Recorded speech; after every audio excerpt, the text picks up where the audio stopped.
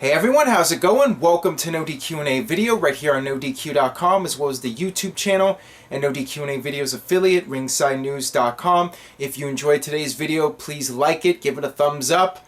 Also, please share the video on Facebook, Twitter, any other social media website that you go on. With that being said, let's get down to your questions here from twitter.com/AaronRift. First one today comes from Gareth Smith. Hey up, mate, do you think Samoa Joe being Triple H's hired gun versus Roman Reigns at WrestleMania 32 would be a great idea? Please answer in video. I think the idea of Samoa Joe coming in and being a hired gun period is a solid way to introduce him to the main roster. I've always liked the idea of Samoa Joe coming in as like a bodyguard type role. I remember a few years back when CM Punk was WWE Champion, I had brought up the idea of Samoa Joe coming in and being CM Punk's bodyguard. I think he would play that role very well, and also playing the role of bodyguard for Triple H well. Now, the issue with that is we have WrestleMania coming up, and I highly doubt WWE will put Samoa Joe in one of the main event matches. Samoa Joe will be lucky if he even gets to the main roster, let alone being in the main event at WrestleMania. WrestleMania, like I've said in previous videos, is an event WWE wants to make as big as possible.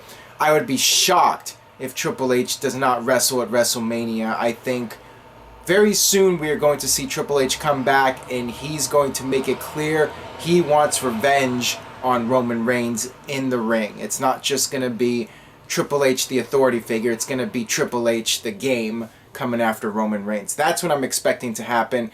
I would be very surprised if Triple H did not get back in the ring.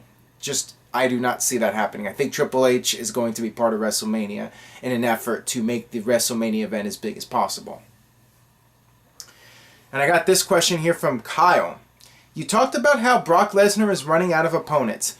To me, Samoa Joe would be a classic. P.S. You're awesome, thanks.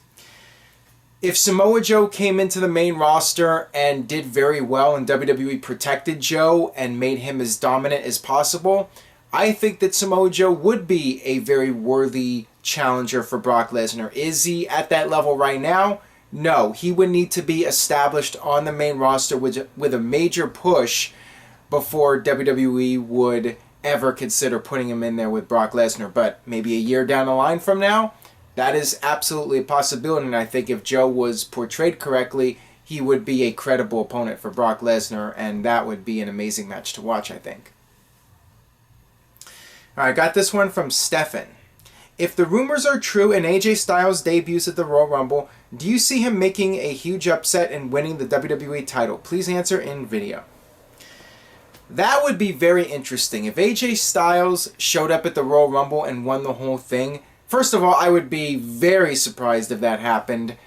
I doubt an outsider like AJ Styles would come in. It's not Vince McMahon's style for somebody who hasn't been established in the company to come in and in his first match win the WWE title. It's actually unlike anything WWE has ever done, where a complete outsider from another company or other companies comes into WWE and in his first match wins the WWE title. It just doesn't happen. AJ Styles coming in and winning would be a huge shock, and I would love it. I think that it would generate a ton of buzz on the internet, and it would get people fired up and excited about WrestleMania. I think it would be a really bold move to do that, and I would love to see it happen. Now, I really do not expect AJ Styles to win the WWE title anytime soon, if at all. And quite frankly, even though there's the talk about him showing up at the Royal Rumble, I'm still going to be surprised if he actually does show up. It's one of those things where I'll believe it when I see it. Alright, this one comes from Reem, Fly Guy. If the signing of the Bullet Club rumors are true, where do you rank this signing among WWE's best signings in history?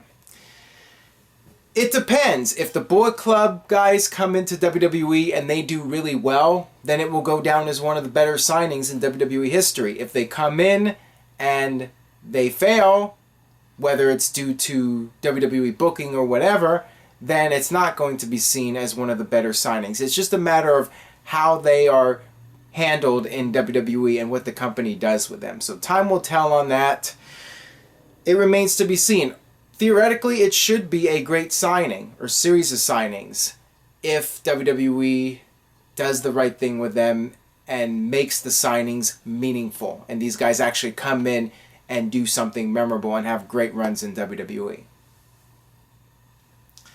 Alright, this one comes from Jordan Bennett. Please answer in video. What surprise entrances would you like to see in the 2016 Royal Rumble match? As far as surprise entrants go, I would like to see AJ Styles in the Royal Rumble, as I just mentioned earlier. I would not mind seeing a few NXT guys like Samoa Joe.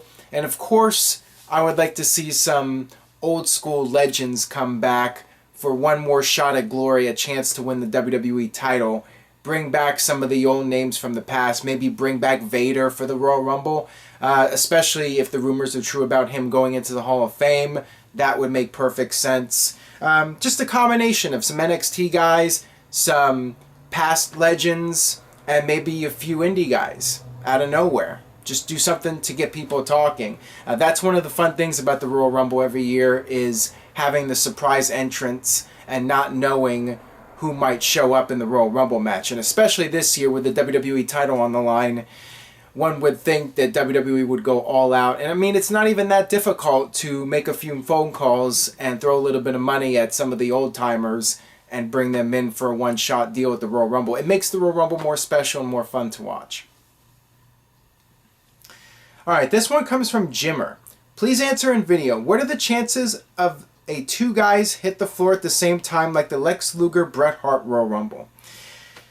There's always a possibility of that, although I think that angle has been overdone, and overdone meaning twice, but really 2 times is enough. I think that it would be best to try something different and do something we haven't seen before, but maybe the way WWE sees it is that once a decade is A-okay, and if it's not done more than once a decade, then it's alright. But I would prefer if WWE did not do something like that. They always could.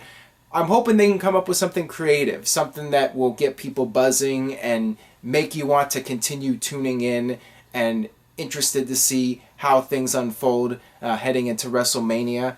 I'm hopeful WWE will come up with something clever. That could be done, but it wouldn't exactly be original. And it is a possibility because, after all, WWE does like to repeat things from the past. Alright, this next one comes from Ty Marshall. Do you think it was the wrong decision having The Miz as WWE Champion in 2010, and would it be better if Wade Barrett was champion? I think some people forget that The Miz was actually doing really well as a heel in 2010. He had a lot of momentum during that year. He was getting great crowd reactions, the fans were really into him as a heel character, and people were starting to take him seriously, finally, in WWE. You know, for several years he was doing the hoorah gimmick coming off of the Real World, and nobody took him seriously. And then once he teamed up with John Morrison, they did a lot of comedy. People were slowly starting to take him a little more seriously. And then once he broke off on his own as a heel, he finally started to come into his own. And in 2010, he was doing great. But then in 2010, they booked him like a joke. He won at WrestleMania by a complete fluke. And then the Survivor Series with R-Truth, there was one thing after another where The Miz was just portrayed like a total geek again, and then nobody was able to take him seriously.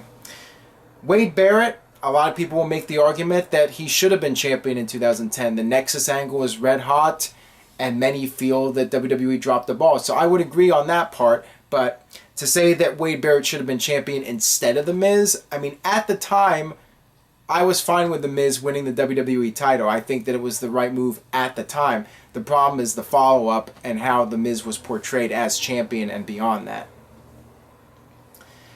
Alright, this one comes from Gerald Higgins. Do you think the WWE should bring back Goldberg for WrestleMania 32 due to injuries? Please answer in video. Honestly, no. I think that Goldberg coming back would not really accomplish what WWE would want. They would want Goldberg to come back and help break the all-time record at WrestleMania for attendance and live gate. And I'm not sure if Goldberg is really all that much of a difference maker at this point. Goldberg coming back against the right opponent could mean something, but I think it would have been best to have done that years ago. Now I think it's too late. The longer amount of time that goes by, the less value Goldberg has coming back, in my opinion. I think that a lot of younger fans will not be familiar with him at all, and it's been so long since he's been a player in the wrestling business. I don't see WWE shelling out the money for him. I think it would take a lot of money for Goldberg to come back, and I just don't feel that WWE would bother investing in Goldberg for WrestleMania. Alright, this one comes from Brandon Snyder.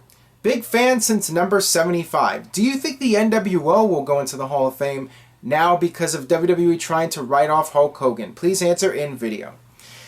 This is an interesting question because up until last year, I figured it was almost a sure thing the NWO was going into the Hall of Fame this coming year, 2016, because you had Scott Hall go into the Hall of Fame, Kevin Nash went into the Hall of Fame, Hulk Hogan went into the Hall of Fame. Next step, induct all three into the Hall of Fame as the NWO. I thought for sure it was going to happen this year until the Hulk Hogan thing went down. At this point, I do not see the NWO going into the Hall of Fame for the immediate future. Now, perhaps in a few years, once the Hulk Hogan story dies down, they'll consider bringing him back and having the NWO go in. The NWO should not go in without Hogan. It really should be Hogan, Hall, and Nash going in together once the NWO goes into the Hall of Fame. And absolutely 100% the NWO should go into the Hall of Fame. But not going to happen this year. Very unlikely. I mean, maybe WWE will bring Hogan back, but my gut feeling is that their attitude is it's too soon. Maybe in a few years, but hopefully one day Hogan will be back and they'll do the NWO induction the right way. Alright, this one comes from Ultra Shadow 97. Why is it that the Titantron on Raw and SmackDown nowadays don't show the matches? Please answer in video. I'm not really sure why exactly. I think perhaps it has something to do with WWE wanting the fans to focus on the ring and what's going on at the ring rather than looking at the big screen. I know for some fans that are in the cheap seats, it's difficult and you tend to want to focus on the screen rather than watching directly at the ring. I'm just not really sure why. It doesn't make a whole lot of sense because from what I've heard, the crowd, one of the reasons the crowd heat has been down at recent shows is because the fans are unable to see what's going on the Titantron. And for a lot of fans in the cheap seats, they prefer looking at the screen than looking directly at the ring. So maybe at some point WWE will go back to the way it was. Who knows? Alright, that'll wrap it up for this edition of NoDQ&A video. Thanks as always for watching. Stay tuned to NoDQ.com for all the latest news and rumors regarding the Royal Rumble. And I will see you guys next time for more.